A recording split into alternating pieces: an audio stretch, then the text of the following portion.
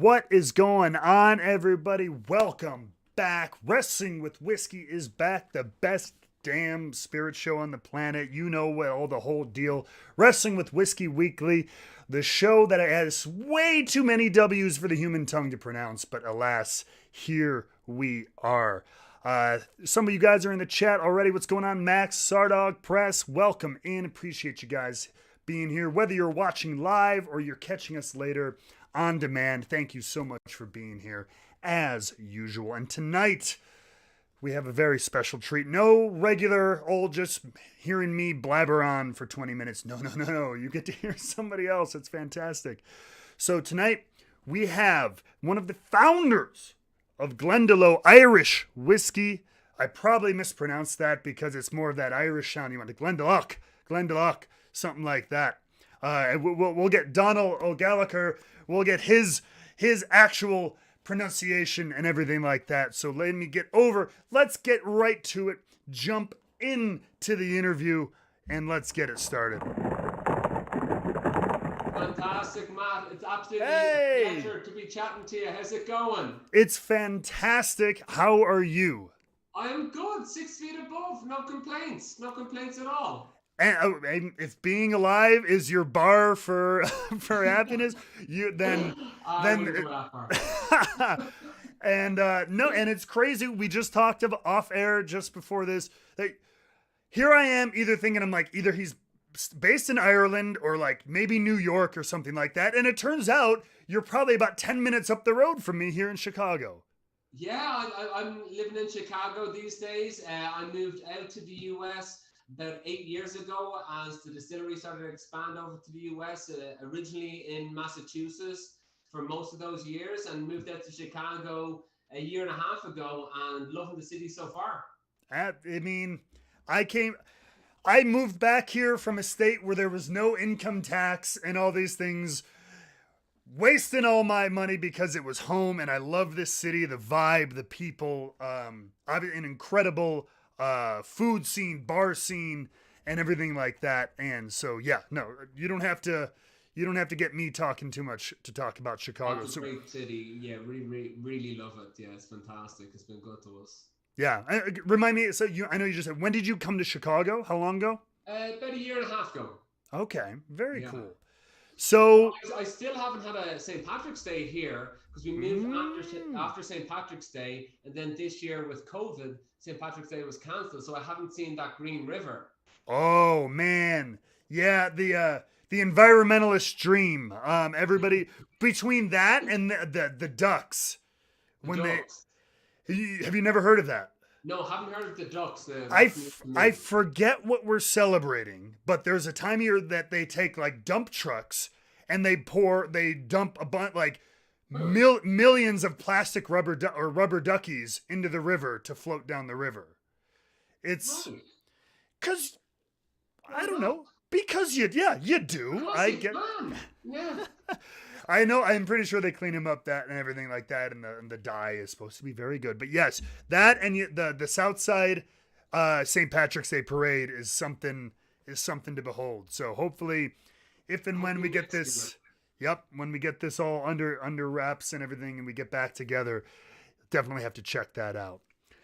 But we are here for whiskey.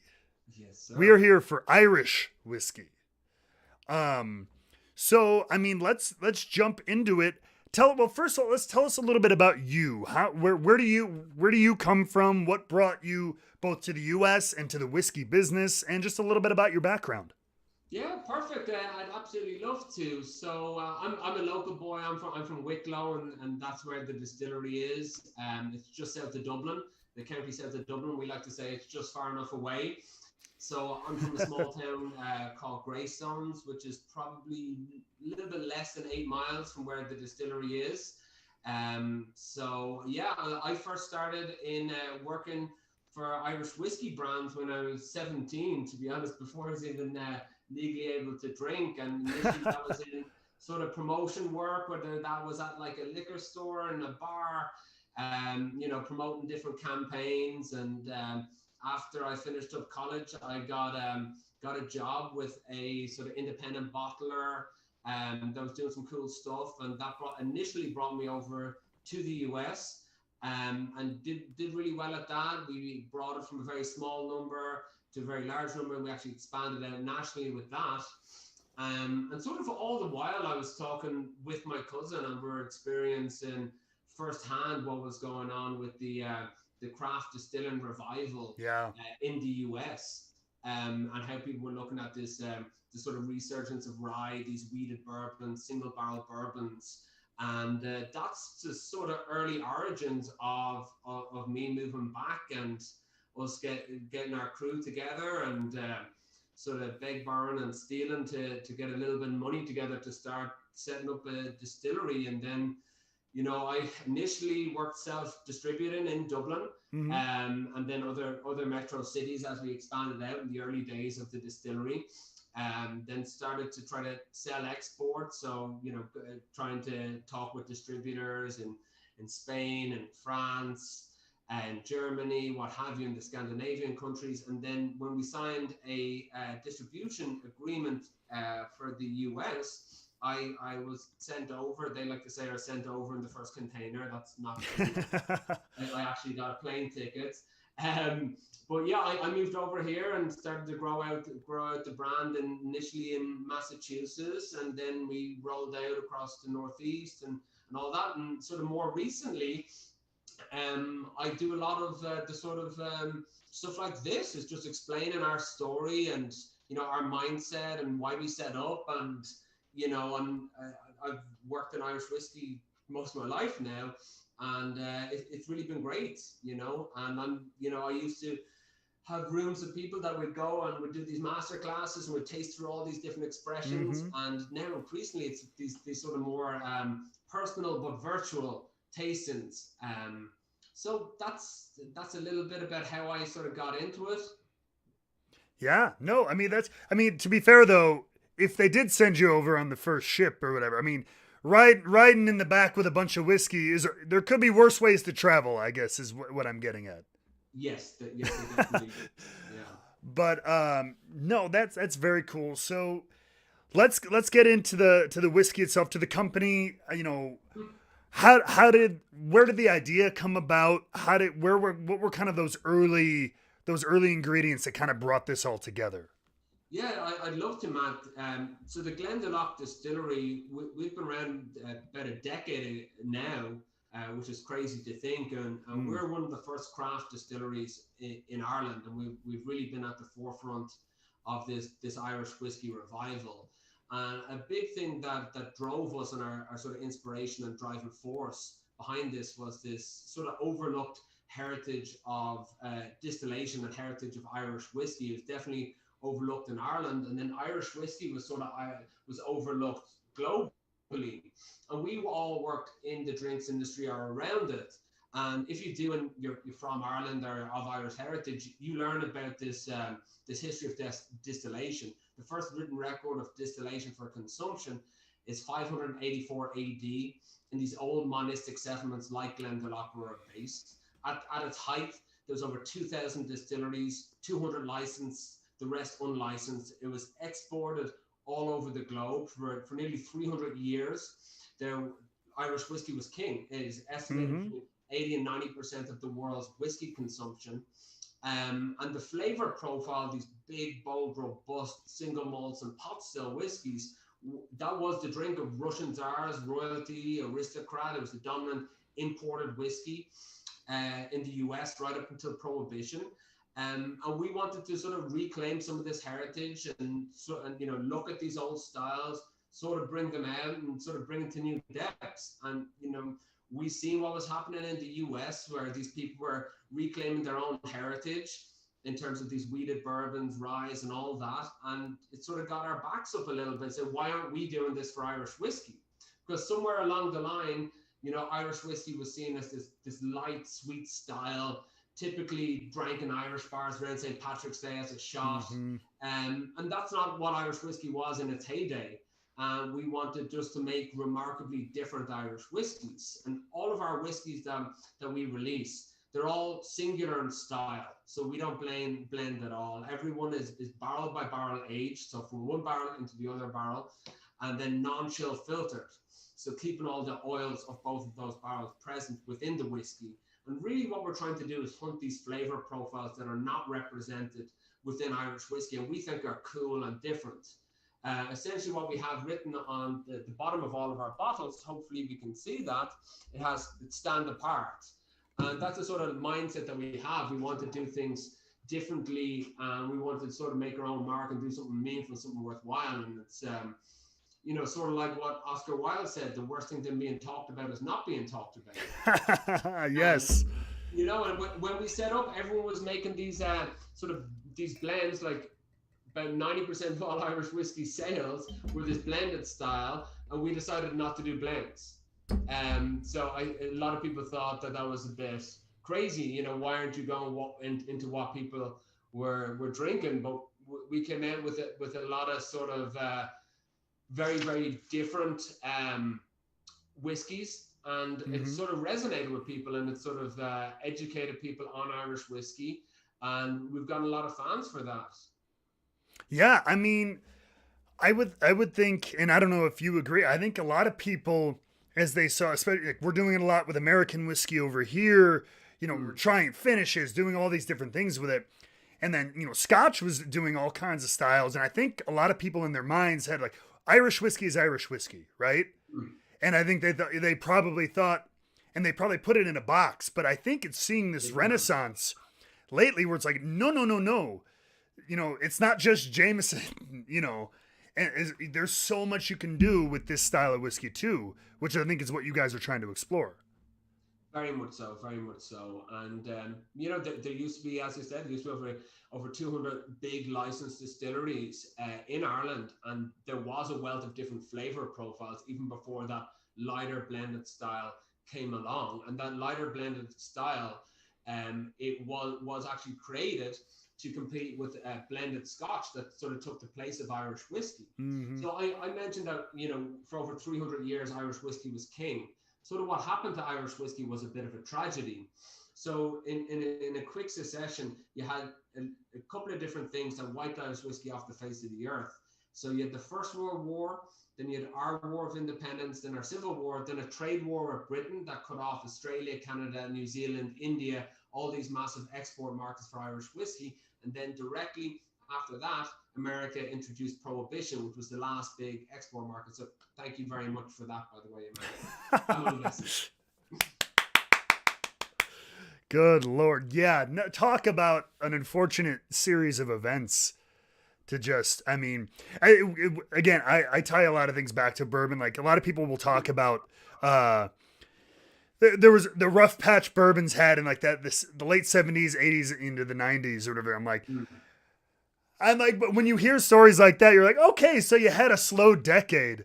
Like, oh my God, Irish whiskey feels like it almost collapsed for a time there. Like truly, truly collapsed. Yeah, it was very much the dark days of Irish whiskey. And, the majority of distilleries, when nearly all of them closed, eventually all of them did. The remaining distilleries came together and with the help from the Irish government, and that's sort of what kept the industry alive. So in fairness, like we are very grateful that people can be introduced to Irish whiskey, and whether that's in a shot, in a mixed drink, or what have you, because that gives us an avenue to be able to talk about very different styles like the pot still or Irish single malt, and really be able to say, here's the variety, here's the difference, here's some of the history, here's the things you don't know, and here's the different flavor profiles. Yeah, 100%. And I mean, and I'm not sure if you said it there. Like, do you have an idea? Like, so how many currently operating distilleries are in Ireland right now? So right now there's about 34 to 35 distilleries. When we set up, there was 3 large distilleries, and mostly focusing on that blended style. So there's a massive renaissance, and there's a great sort of mindset of sort of co-competition and building up the category and educating people on our own history and on some of the styles and the sort of misconceptions. Because as you said, Matt, there's a lot of people that have Irish whiskey in a box. Yeah. And once they try all of our whiskeys, they're very much outside that box. Which is cool. So let's talk about the whiskey a little bit, so again, so there, I mean, there's a lot of Irish whiskey being made right now. Mhm. So what is it about Glendalough that sets it apart? It says stand apart on your bottle. What There you is go. it? What is it?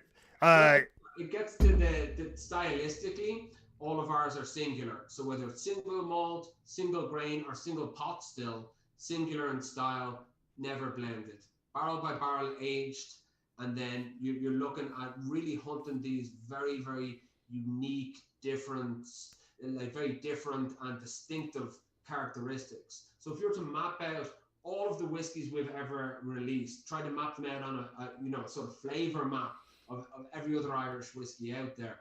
We're Each one of ours is very much off by itself on a little island. yeah. None of them quite taste alike, not at all. And so we do from like light, bright whiskies with like a rich complexity to it, which would be our double barrel, which is a single grain, to like big, robust, double distilled single malts, aged in a porter cask, aged in a Mizunara cask, which is from Japan. We're the first Hmm. people to actually go over to Hokkaido and work with Mizunara, which is this crazy breed of oak. Takes between 300 and 500 years to grow, really soft, porous. You can actually indent it with your fingernail. And one of our Mizunara whiskies, our 13 year that I just mentioned, got voted in the top 20 whiskies in the world by Whiskey Advocates. I gotta tell you, when I first announced that we were going to be talking about this whiskey and coming on this show, Mm. I had so many people message me about that whiskey and just being like, "Have you tried the 13 Mizunara? Have you tried? Oh my God, they make this 13 Mizunara." I was like, no, but I apparently have to before I die. Try. I had so many people reach out, like who had never messaged me before about bourbon or anything, who just to Wow. tell me that that was one of the best whiskeys they've had. That is so great to hear. We're very, very proud of that one. And yeah, we've always tried to do things a little bit differently in order to hunt those flavor profiles. And the Mizunara oak and the historic Irish single malt, the sort of balance of that strong malt forward whiskey with the Mizunara with its tropical, mango, pineapple, and then into like sandalwood and cedarwood and sort of coconut and almond. They just play off each other beautifully, and it's always this sort of balancing act with it. And we thought it was phenomenal, and a lot of people really have agreed. But one thing that is in common with all of our whiskies is they can't be pigeonholed. They can't Mm-hmm. be like, oh, I know what that tastes like. That is a XYZ. If you were to put them blind in front of people, they'd have a very, very hard time to figure out where is that whiskey from, and that's sort of by design. Yeah, absolutely standing out unique each. That's very cool. So, um, one thing I gotta get, it's like for my America. So here in America, when you starting, a lot of people who start whiskey companies. So again, you said you're about 10 years. You guys are 10 years now. Yeah, So in the early days, were you guys buying barrels from other companies? Were you doing other things to kind of to keep the lights on per se? Because that's we always talk about that over here. Whether it's people are selling gin and vodkas until their whiskey is of age and stuff like that. What were you guys doing in the early days? yeah, big time. When we set up, we didn't have 10, 20, 30 million in the bank. Yeah. We very much went to a couple of people we know that might be willing to invest, and we sort of built it out. We built out our capacity sort of as we grew. But initially, we managed to source interesting parcels of whiskey from a distillery before it was purchased by a multinational. So these are interesting parcels of whiskey that would have really never been released by themselves. So we went and started to release them and do our own barrel finishes to them, as well, to sort of to put our own stamp on it and sort of Hmm. navigate the flavor profile where we wanted it to go. And then we've set up and we're distilling, and we also actually do gin as well. We do wild gins Oh, that uses okay. fresh wild botanicals, all handpicked within 10 miles of the distillery by one lady. Geraldine Kavanagh, who's an absolute badass, by the way. So we've always had a bit of a, hybrid model of where we would have to source some whiskey, we'd distill whiskey, and it was always going to be that way. Sure. And what we're actually going to be getting to as we're building out our new distillery and this is going to be set up for tours. It's going to be right next to the actual monistic settlement in Glendalough in the same town. So 1.2 million tourists a year are going to be passing it. But we will have the capacity where we're going to be able to produce a lot of whiskey. And it's always been, a long-term project. And it's probably, this is like everything in whiskey, it takes a long time. Yeah. You're going to be looking at, 10 to 15 more years until every drop is produced at a facility like that. Absolutely. So, and that is the case with a lot of these newer distilleries in Ireland. And it's really down to the financials of this, where, can you set up a distillery and then wait 3 years, 5 years, Right. 7 years. And we always had an idea of that we're going to have to do a bit of both. Yeah, absolutely. Well, I mean, at some point you're starting to distill. And earlier you were talking about, you brought up in your kind of your intro about talking about pot distillation and maybe some of the misconceptions about it. So sure. talk about that a little bit.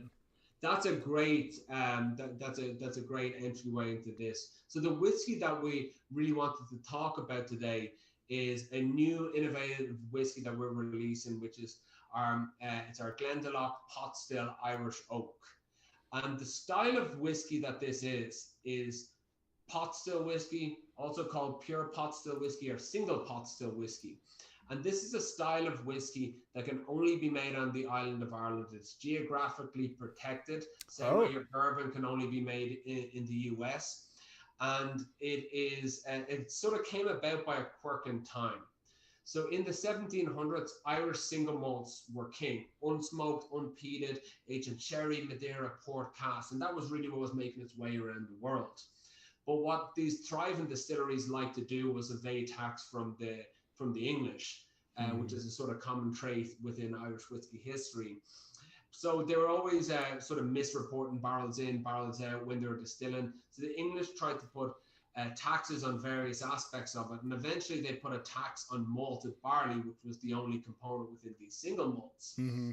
And this led distillers to innovate and to use different grains. They started to incorporate unmalted barley or green barley within the mash with the malted barley. They distilled it, aged it, and they said it was the purest thing that ever came from the pot still. Thus, a new style of whiskey was born in Ireland in 1785. And pot still whiskey is renowned for two things. It's renowned for texture. It's big, it's oily, it's robust, it's chewy. It just sits in the palate, then expands out.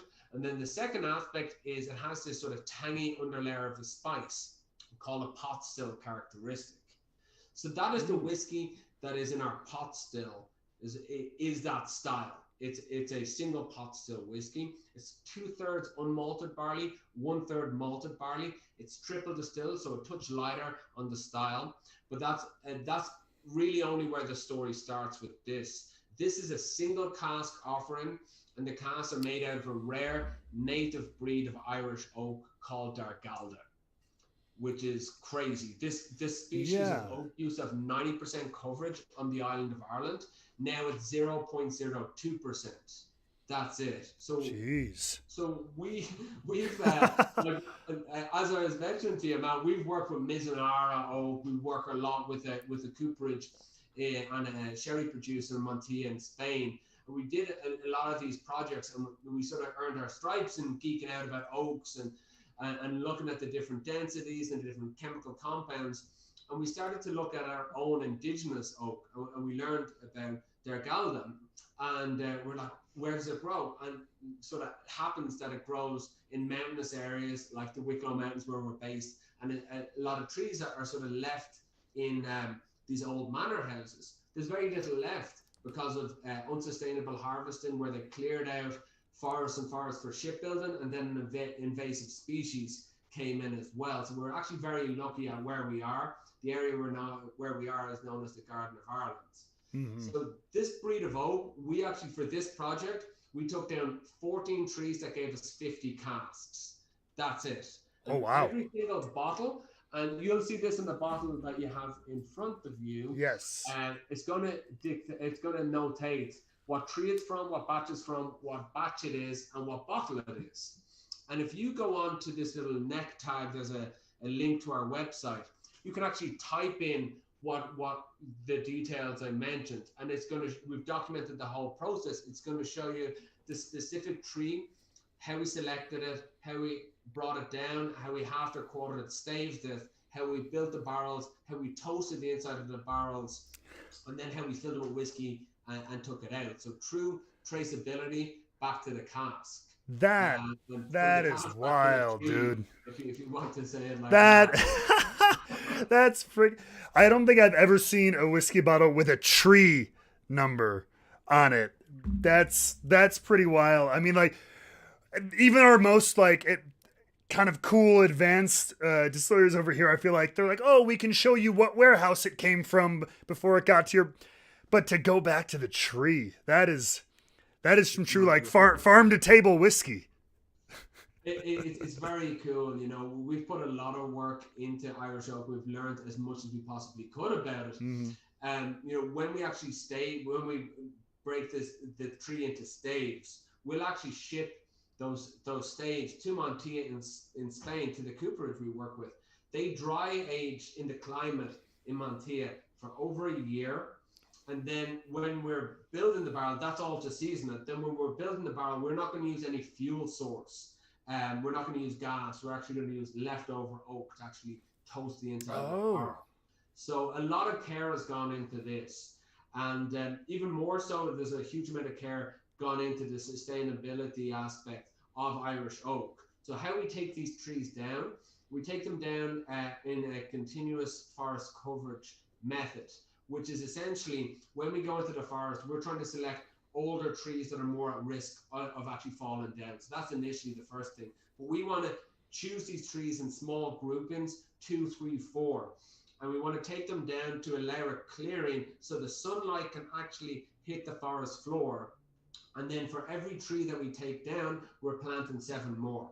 So we want to set up this species for future growth. So us in the distillery for generations to come can actually go back to our own indigenous oak, which is only right for us. It's only right that Irish whiskey should be aged in Irish oak. It seems to make really the most sense.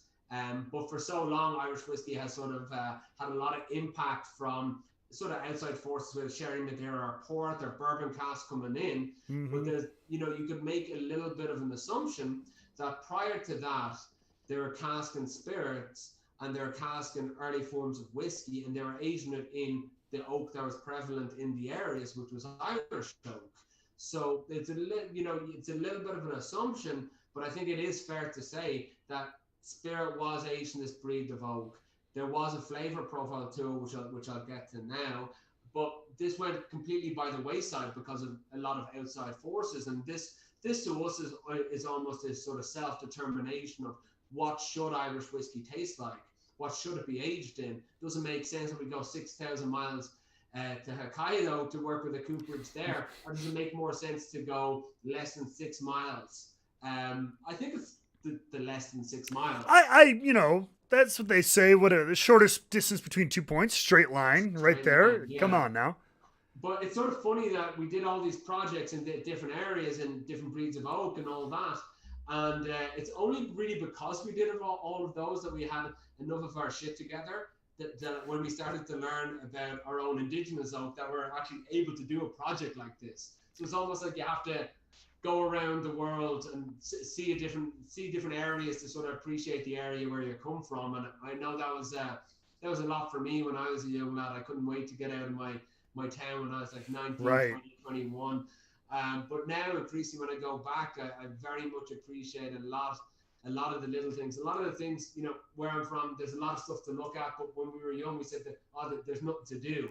But now, you're going through the area and you can't help just have a smile on your face and just admire the actual beauty of the area. It's called the Garden of Ireland for a reason, and it's a pleasure to be able to sort of share some of that story of where we're from. And as I said at the start, I'm a local boy, but I digress. And I go No. That's such a great story and a great just kind of like angle to look at things, because nobody, like, I don't know if that people, like, I get nerdy about this stuff. It's why I do all this, but I'm like, nobody really thinks about, again, I come back to America again. I think we're almost so used to it, but nobody really understands about it. And it's the same with like Scotch and Irish. For so long, those whiskeys pretty much only use barrels from other people. For, like you said, the wine barrels or bourbon barrels or something. You don't hear about whether it's Scottish oak or Irish oak. You assume you assume a lot of things. You take for granted the fact that they're bringing in all that stuff because we we have all these oak forests over here. So to really tell that story and the kind of special and unique thing that Irish oak is and can be is a very cool thing. And one thing that happened, on your point there, Matt, is like a knock-on effect of prohibition was that the lumber industry and the cooperage unions in the US lobbied the American government to say that all new American whiskey has to be aged in new American oak. And this had a knock-on effect of when bourbon producers take bourbon out of the barrels, they can't reuse them. So a lot of the times the barrels are shipped all over the world. Mm-hmm. And, so this definitely when Irish whiskey was getting its legs back under it, all of it was aged in bourbon casks because they were available and they were relatively inexpensive, and it changed the flavor profile of Irish whiskey. You get to a point by the year 2000, 97% of all Irish whiskey was aged in bourbon casks. Oh, wow. So this is an example of another sort of outside force changing the flavor profile of Irish whiskey. That's why a lot of times people think Irish whiskey is light and sweet. Yeah. That's part of it. When you look at our own indigenous oak, it's extremely fast growing down to the level where it has thinner cell walls. So it's very, very thirsty. So there's greater interaction with the actual whiskey that's in it, or with the spirit until it becomes whiskey. On a sort of chemical breakdown level, it has higher aldehydes, furfurols, and vanillins than many other breeds of oak. And all of this sort of leads it down to the two sort of flavor profiles that are really associated with this breed of Irish oak. Firstly, it has this sort of deep molasses, black treacle, maple syrup component to it. And then secondly, it gets this sort of like leafy, very, very tannin, very almost herbaceous and earthy backbone to it.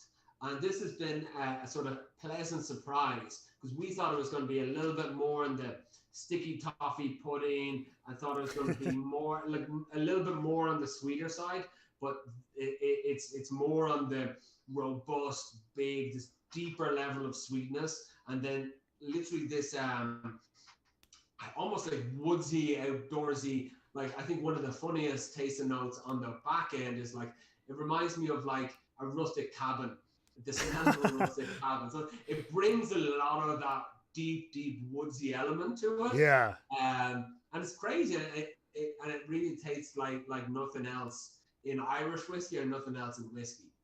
Wow, I got to eat more cabins so I can pick up that note in my whiskey tasting. It tastes like a cabin smells. I gotcha.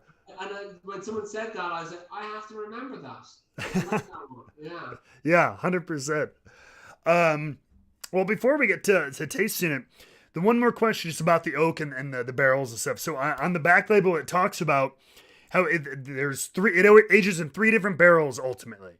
For American oak, then ex-bourbon, and then the Irish oak. 2 different barrels. So we're actually going to be 3 years first fill bourbon cask transferred over to the virgin Irish oak. Okay. For 1 year. Gotcha. Okay. Very cool. So, I mean, we've talked a lot about it, but the most important thing to do, I think, is to drink about it. Oh my God, yes. Great minds think alike. And now, what tree, we talked about tree, what tree are you drinking from? I am drinking 11A. Oh, 11A. Robert in the chat. Perfect. And variations between the different trees. I was actually planning to go back to Ireland. Actually, hang on, let's just listen to this. So good. So good. I was planning to go back to Ireland over the summer and to taste all the trees, because we have 2 bottles of each of the trees at the distillery. But unfortunately, I couldn't do so. But we do get variations, not like you get in sort of Bourbon County because of the fluctuations in temperatures. Right. We get variations between the trees depending on their grains, densities, and what have you. But they're all in a similar vein. So I was actually, one of our viewers has 11A. I have tree number 2. You have tree number 2? Yeah. Okay, so you're tree number 2. I'm 11A. Yes. Before we even nose this whiskey, I want to bring something to your attention. If you can roll it around the side of your glass and look at the legs down the side. Whenever the droplets start coming, shout.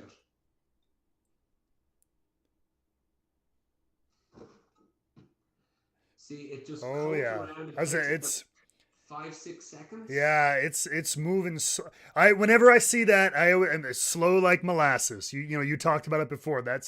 I love to see that. That's the viscosity. Yes. What I say about this whiskey is there's eating and drinking in it. It is just big. It is. That's the viscosity, and that is pot still whiskey will have that oily quality coming through. You're speaking my language. I love a whiskey I can chew, is what I always like to say. And look at that color to it. We're looking at a darker gold. Absolutely. Hold that up for the camera. I love these glasses, by the way. These are Tua glasses. It's a great Irish company, and I just love them for nose. And it's just beautiful because you get the top. Yeah, it's the sides. Away. I like the little extra. It's similar to Glencairn, but like it's got that extra lip at the top there to really bring out the aroma. I do appreciate. I get a lot of like these deeper citrus notes, like this orange marmalade, orange zest coming through. Orange and citrus, 100%. I like a little hint of that maple syrup component. I get like honey crisp apple. Honey crisp. I like it. Some people would say pear, especially in the mid palate.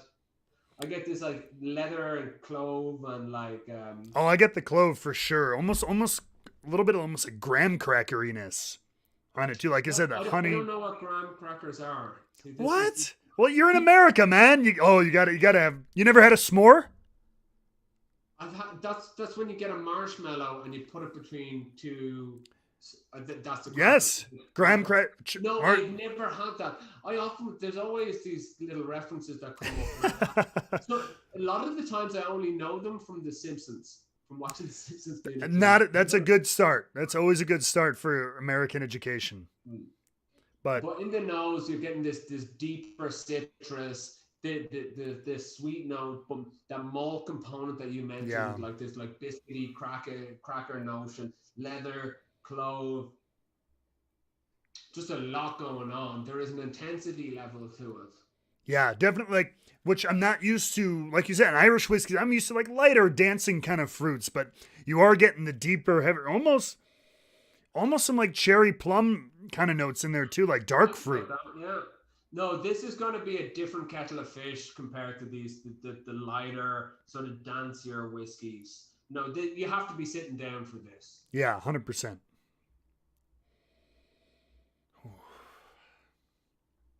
Well, Matt, nice. An absolute pleasure. Sláinte it. Absolutely. Here.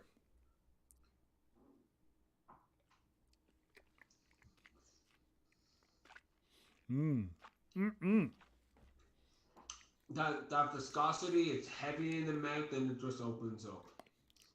More into this like dark malt component really being brought out with that sort of like black treacle component. Just these deeper vanilla. And then, I get like a butteriness almost to it. In terms of texture? In terms of texture. It's sort of continuation of that nose, that maple syrupy. component, but it gets into, like, as I mentioned, more into that molasses. It's that deeper level of sweetness, because like sweet is something that a lot of people would say. Bourbon can be sweet, Irish can be sweet, but there's Right. different areas of sweet, where there's a confectionery sweet, there's a honey sweet. I almost think that there needs to be a different flavor wheel for sweet, because this gets very much Yeah. into like the rich sweetness. That black treacle, that molasses quality, you get all of that coming through. Yeah, 100%. I mean, Mm. the viscosity is there. The what was it? I just tasted? Extremely chewy, like Yeah, oily. yeah, oily, chewy, eating and drinking, and it just initially in the front of your mouth, in the middle, and then it just opens up. On the back end, there's a lot more coming through. It gets more into this leafy, tannin, Yep. herbaceous note. I get a tiny bit of like sort of blackberry, blueberry, um, sort of those darker black and blueberry notes. Yeah, definitely as it finishes and it dries kind of on the roof of your mouth, that's where the darker fruit is coming in again. Up front, I mean, there is a little bit of grain influence too. You can get it on there too up front. Yeah, no, I agree, and I think it has the darker side of malt coming through. Mm-hmm. Um, so that sort of darker, like the bready, biscuity quality that you mentioned on the nose. I think that's a constant all the way through the palate. Yeah. And, yeah.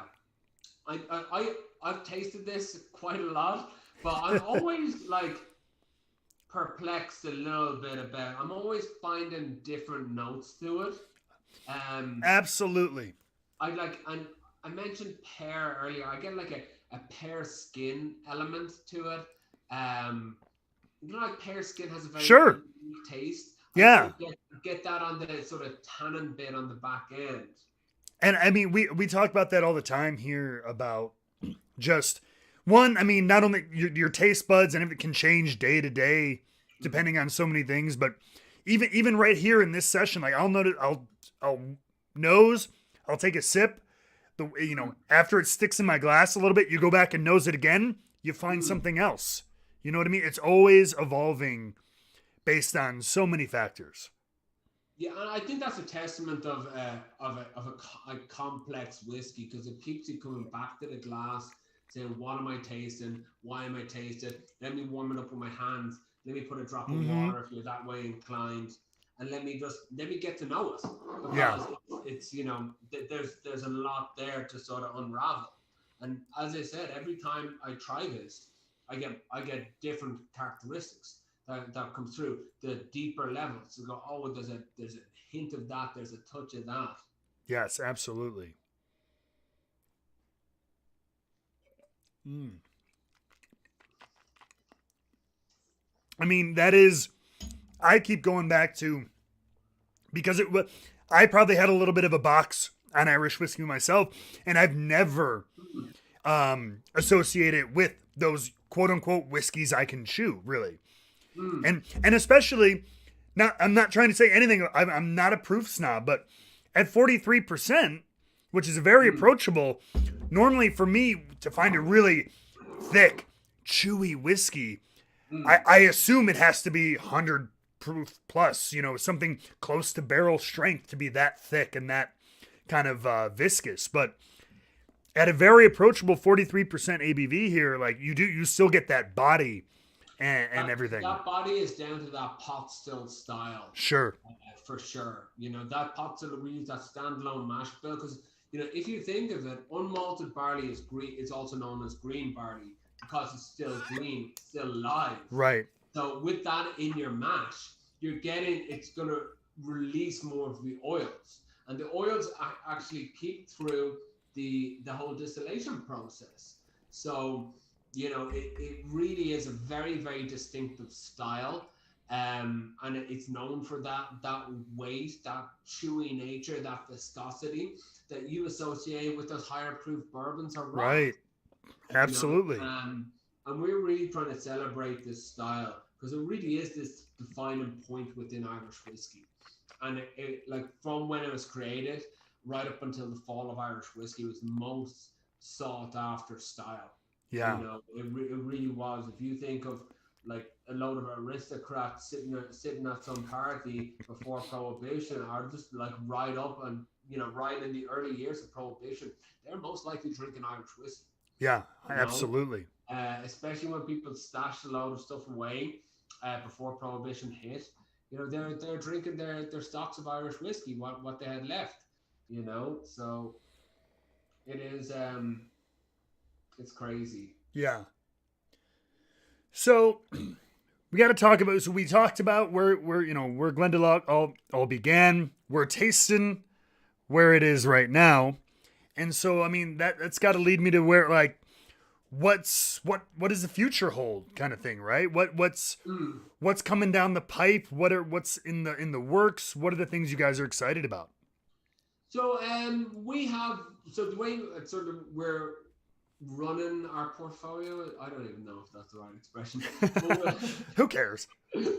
But we have two core gins that we do. We do wild gins, as I mentioned earlier.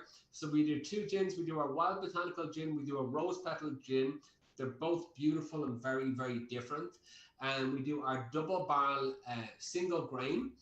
And that's a bit of a workhorse for it. We jokingly call that a gateway Irish whiskey because it gets people from drinking Irish whiskey to a shot to say, "Whoa, I didn't know Irish whiskey tasted like that." Pulls over a lot from your bourbon drinkers. And then our pot still is going to be a regular release for us in Okay. different iterations. So we're going to have like a 2.0, a 3.0, and what have you. And then on another side, what we call our sort of innovation vintages, we release whiskies as sort of one-offs because we don't make enough of it. So our 13-year Mizunara was one of those. So like this is going to be single cast stuff, cool innovations that we're looking at. And then on another side of it, we release some of our oldest, rarest, most unique stock. Actually, like this guy right here, which is a 25-year triple cast. Only two barrels produced, so there's Woo! less than 800 bottles. So that's sort of how we're looking at things going forward, where we have these sort of cool one-off whiskies that were released in very limited amounts, with different experiments that we've done on our sort of innovation side, and then we have our core, and then we have these super high-end, just very rare is not even the word, Mm-hmm. unique's not the word, but beyond both of those, just released at maybe a couple of barrels at a time. Yeah. But with the distillery, essentially what we're trying to get to, and we are getting to, is we want to incorporate more and more of the area where we're from into the whiskey. So this is our first sort of step down the rabbit hole into that. But we're trying to have all of our grains to be able to source, within 10 miles of the distillery. So we have various projects with different farmers where we have organic grown grains that we are distilling. We want to incorporate where all of the distillation is done on site in Wicklow, and then we can be sort of on the ground, of the place, and then of the wood, using our own indigenous oak. And even more so, we've looked and we've had some experiments within cultivating wild yeast strains that are Oh. literally of the air. So you can be of the ground, of the air, of the place, of the wood. So you're almost getting into this pre-industrial revolution type, early industrial revolution type distillery when these early distilleries started to thrive in Ireland, they used what was around them, and Yeah. there is an identity element to that where if you're right by the coast and all of your grains are by the coast and you're distilling right by the coast, you're going to get some of the sort of salt and the salinity within too. And you see this in Scotch. You see this this sort of area being very pronounced. But I think we lost a bit of that because there's such a rapid decline within Irish whiskey. And we really want to capture this sense to sort of borrow something from wine, is the sense of terroir. So we're Yeah. trying to get more and more of that sort of wild Wicklow and the mountainous region where we're from, and trying to get more and more of that into the flavor of our whiskey.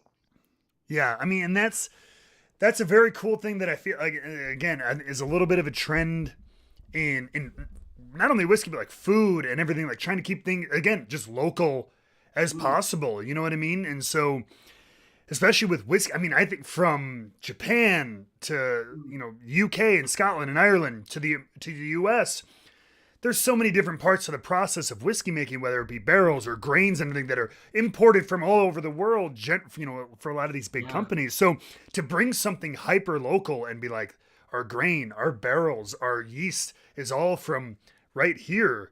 I mean, it really gives you an identity. And I think that's something that people as consumers, I know it's definitely happened in like the food world and, the restaurant. And so to see that happening in the spirits world, I think is both unique and something very cool. Yeah, no, I 100% agree, and I think where there's this sort of mass farming and sort of mass production, and I think it's a bit of a backlash to that the variety is the spice of life, and there used to be a lot of different variety within how all these distilleries, um, how they produced their whiskies, and they had elements of the area around them and how they did things. That's what made them unique. So and it's definitely similar to the food world because there used to be all these different strains of apples. I don't know, gone off on these tangents, but there used to be like 500 varieties of apples. Now there's like 3 in most stores. Yeah, right. And then if you distill a whiskey on a massive industrial scale from industrial farm, you get all the corn and every barrel is the exact same, and like the water source is all the exact same, and there's a bit of the uniform element to it. Yeah. And we and I think with our mindset it's going to be more interesting, more different. But that said, there's going to be a lot more variety in what we do, and like some of our stuff could be terrible. We'll have to throw it all out. Oh So, God. no, there's sometimes is that because I mean, initially we're yeah. looking at experimenting with a lot of different casks, and we aged a load of whiskey in a certain, well, not a load, we aged a good amount of whiskey in a certain cask, and we tasted it, and it tasted, and well, it smelled like cat pee, but it didn't taste good.